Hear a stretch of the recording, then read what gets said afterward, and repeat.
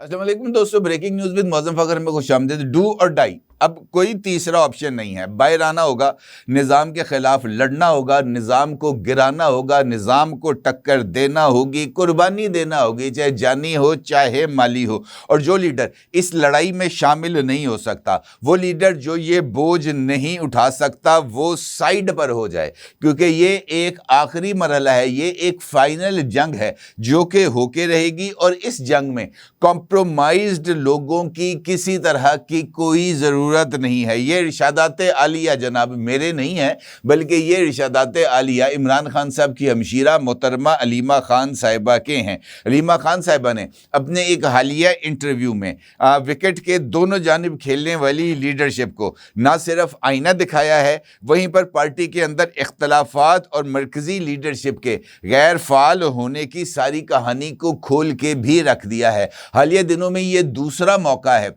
जब इमरान खान साहब के जो बहनें हैं वो ना सिर्फ मंजर आम पर आई हैं, बल्कि उनकी तरफ से इस तरह के सख्त बयानात भी दिए गए हैं। इससे पहले इमरान खान की बहन मोहतरमा नौरीन खान साहिबा का एक इंटरव्यू सामने आया था, और ये वो मौका था जब इमरान खान साहब के इलाज को लेकर जनाब सलमान सफदर साहब की एक report supreme court of Pakistan में जमा कराई गई थी। और उस रिपोर्ट से लेकर अगले 3 रोज़ तक जो मुख्तलिफ महाजों के ऊपर, ख़ास तौर पर मीडिया के महाज, वहाँ पर जिस नैरेटिव बिल्डिंग की बुनियाद की गई थी, उसमें इस बात को मरकज़ी नुक्ता करार दिया गया था कि जब तक इमरान खान की रिहाई के लिए या इमरान खान के इलाज के लिए कौम बाहर नहीं निकलेगी, उस वक्त तक मौजूदा निज़ाम के कान के ऊपर जूं नहीं रेंगेगी। और उस वक्त एक ट्विटर स्पेस और बाद अज़ां एक इंटरव्यू में मोहतरमा नौरीन खान साहिबा ने भी इसी तरह के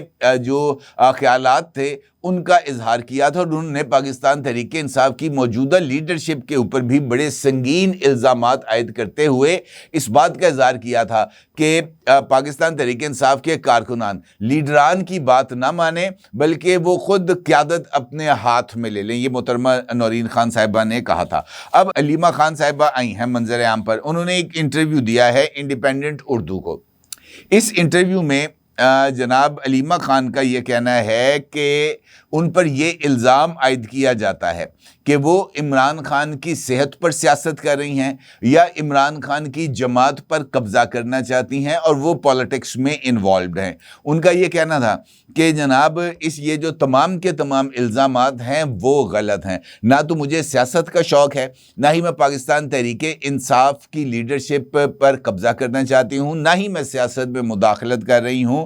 मेरा महज इतना सा इशू है कि मैं इमरान खान की सेहत को लेकर इस वक्त मंजर आम पर हूँ, और मैं इमरान खान की सेहत के ऊपर किसी तरह का ना कॉम्प्रोमाइज़ बर्दाश्त करूँगी और ना ही किसी को इमरान खान की सेहत के ऊपर कॉम्प्रोमाइज़ करने दूँगी। इसके साथ ही उन्होंने पाकिस्तान तहरीक इंसाफ के बाज़ रहनुमाओं से भी कहा कि अगर वो लड़ना नहीं चाहते तो साइड पे हो जाएं, यानी अगर वो मौजूदा सिस्टम को टफ़ चैलेंजेस नहीं देना चाहते, तब उनको चाहिए कि वो अपनी जगह रज़ाकाराना तौर पर खाली कर दें, ताकि उनके बाद जो आने वाले नौजवान हैं वो इस क़यादत के खला को पुर कर दें। इसका मतलब ये है कि अलीमा खान साहिबा ये समझती हैं कि पाकिस्तान तहरीक इंसाफ में ये जो ट्रूजन हॉर्सेस हैं ये मौजूद हैं, यहाँ पर टर्न कोट्स मौजूद हैं, और वो किसी न किसी सूरत हाल पर अपना जो किरदार है वो अदा करते रहते हैं। और इसके साथ अलीमा खान इमरान खान के जो सेहत है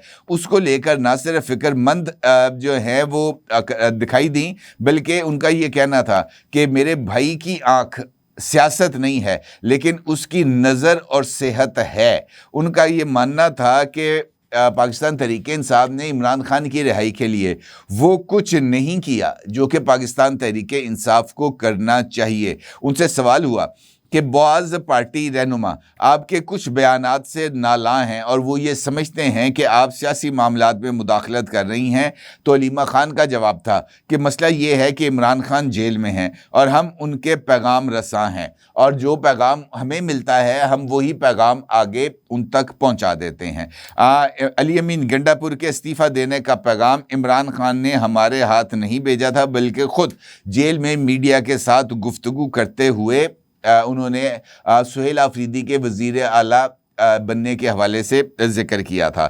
علیمہ خان کا مزید کہنا ہے کہ جو وہ عمران خان کو نہیں کہہ سکتے وہ ان کی فیملی کو کہہ سکتے ہیں۔ یہ انہوں نے علی امین گنڈا پور کے حوالے سے جواب دیا ہے، جہاں پر علی امین گنڈا پور کا ایک انٹرویو وائرل ہوا تھا جس میں ان کا یہ کہنا تھا کہ اگر ان کے بس میں ہوتا تو وہ علیمہ خان کے عمران خان پر ملاقات سے پابندی عائد کر دیتے، اور انہوں نے اس بات کا ذکر بھی کیا تھا کہ جو لوگ خاص طور پر فیملی کے اور دیگر جو فیملی کے قریب ہیں وہ عمران خان سے ملتے ہیں تو وہ ان کے کان بھرتے ہیں اور ان کو جھوٹا جو نیریٹو ہے وہ ان کو پش کرتے ہیں۔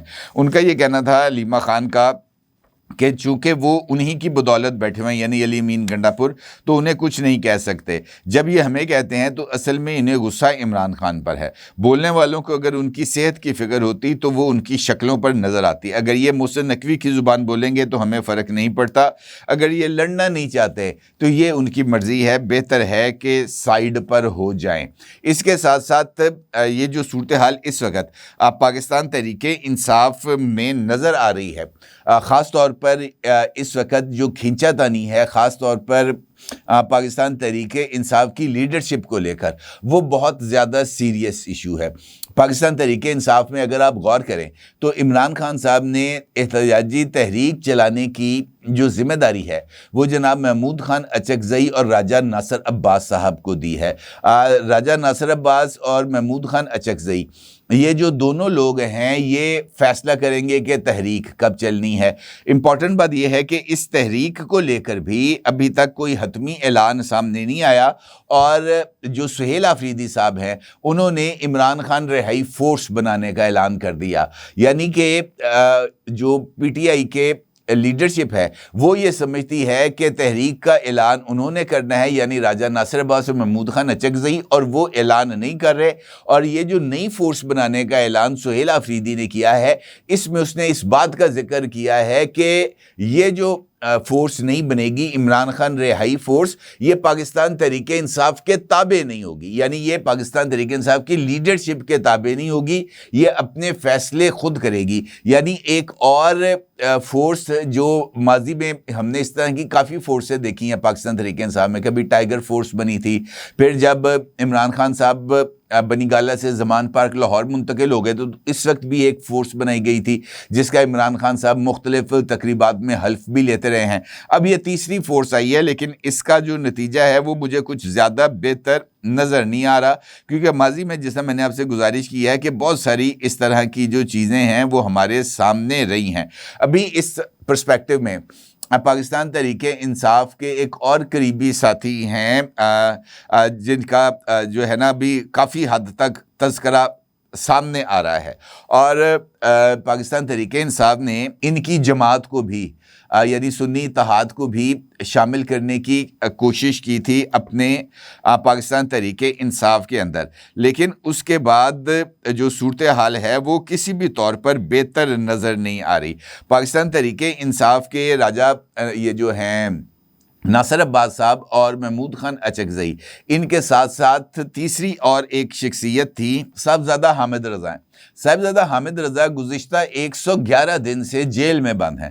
کل ان کے آفیشیل اکاؤنٹ سے ایک ٹویٹ سامنے آیا جس میں جناب حامد رضا خان صاحب نے اس بات کا اظہار کیا کہ عمران خان سے نہیں کوئی ملنے دے رہا، میں بھی اڈیالہ جیل میں ہوں، کو مجھے بھی ملنے آ جائے ان کی طرف سے۔ انہوں نے اس بات کا ذکر کیا کہ جناب یہ جو ساری صورتحال ہے یہ لکھی جا رہی ہے اور اس کا جواب دینا پڑے گا۔ اس کا مطلب یہ ہے کہ پاکستان تحریک انصاف چاہے لاہور میں جو پی ٹی آئی کے لیڈرز قید ہیں یا اڈیالہ جیل میں ہیں، ان سے نہ کوئی پرسانہ حال ہے، نہ ہی کوئی ان سے ملنے جا رہا ہے۔ تو ایسی صورتحال میں علیمہ خان صاحبہ جو ان سا تیر چلانا چاہتی ہیں وہ مجھے خیال میں کسی بھی طور پر وہ نشانے پر نہیں لگنا، کیونکہ دیکھیں ایک سیدھی سی بات ہے، یہ تیسری ٹرم ہے ان آفس پاکستان تحریک انصاف کی خیبر پختونخوا میں۔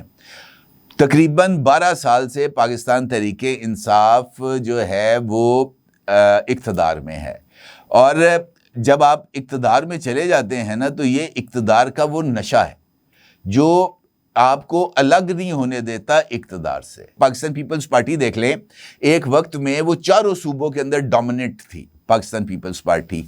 लेकिन अब आपको पाकिस्तान पीपल्स पार्टी जिस तरह पीटीआई खैबर पख्तूनख्वा में है, पाकिस्तान पीपल्स पार्टी आपको सिंध में नजर आती है, क्योंकि उनके जो मफादात हैं वो सिंध के इक्तदार से जुड़ चुके हैं, वो इक्तदार की मछली बन चुके हैं, इक्तदार से अलग होके वो मर जाएंगे। यानी इक्तदार के पानी में जब तक रहेगी मछली पाकिस्तान पीपल्स पार्टी के सिंध की तो वो जिंदा है, जैसे ही वो बाहर निकलेंगे वो ख़त्म हो जाएंगे। उनको इस बात का जो गुमान है वो यकीन में तब्दील हो गया है। इसी तरीके से पाकिस्तान तहरीक इंसाफ के वो लोग, जब इमरान खान साहब ने पीटीआई शुरू की थी, ये लोग कावासाकी मोटरसाइकिलों पे घूमते थे और अब ये रेंज रोवर्स के ऊपर फिर रहे हैं। अली मोहम्मद खान साहब इसकी मिसाल हैं। मैंने उनको पहली मर्तबा जब देखा था इस्लामाबाद में, जब अली मोहम्मद खान साहब जो है वो उनका नाम कोई नहीं जानता था पॉलिटिक्स के अंदर, तो उनके पास एक जो है ना वो 2D गाड़ी थी करोला, और अब अली मोहम्मद खान साहब जो हैं वो रेंज रोवर के ऊपर